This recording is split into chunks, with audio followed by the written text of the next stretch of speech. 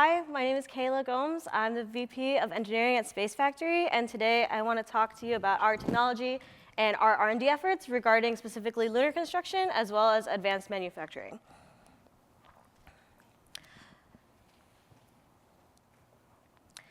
So SpaceFactory was really founded out of the NASA Centennial Challenge that occurred in 2019, where teams were challenged to 3D print habitats that could be placed in an extraterrestrial environment. Building on our own architecture experience, our team developed an additive manufacturing system that 3D printed this structure you see here out of a proprietary polymer blend. And then this success in this challenge really set us on the path forward of additive manufacturing utilizing in situ resources. Okay. So building on the lessons that we learned in this challenge, we produced our first fully integrated 3D printer, Astra. Astra uses a 6-axis robotic arm and can print large-scale structures in fairly short time frames, producing up to 90 pounds of material per hour. Okay. Then using these things that we learned and proving out this concept in ambient environments, we decided to take this and put it inside a vacuum chamber. And this was through the REACT project, which was in collaboration with NASA. Here you can see a validated 3D print in a vacuum chamber, which used a pellet that was composed of 85% regolith and 15% PLA.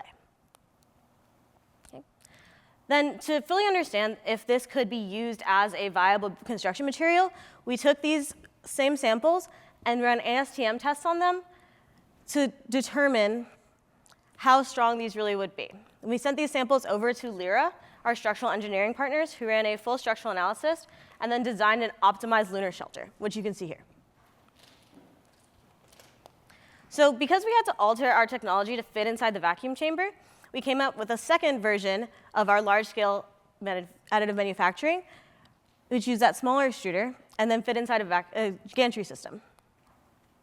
So that brings us to the Starforge, which similarly does large-scale 3D prints, but within that gantry system, we're able to provide a heated enclosure and increase the variety of polymer composites that we can print with.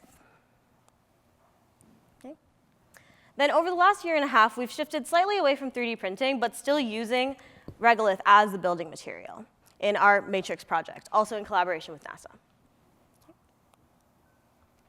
So the first stage of this project really focused on enhancing bulk regolith, which basically took hopefully less than 2% of non-lunar mass, but still combined it in a way that used less than 20% of the energy that regolith sintering would require.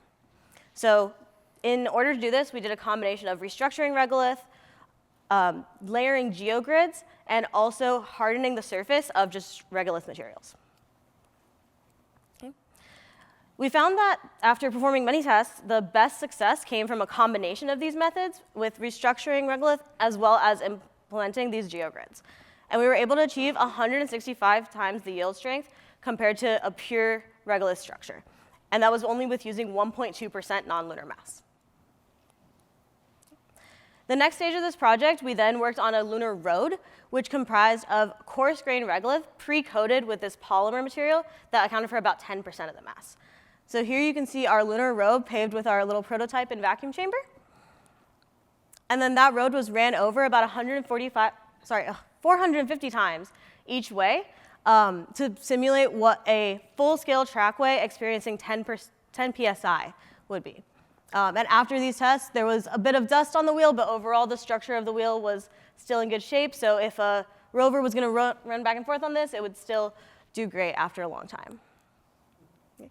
And then finally, our partners at Lyra then took all of this information and revisited their structural analysis and found that using these methods and an optimized design, we could then reduce our overall launch mass by about 83%.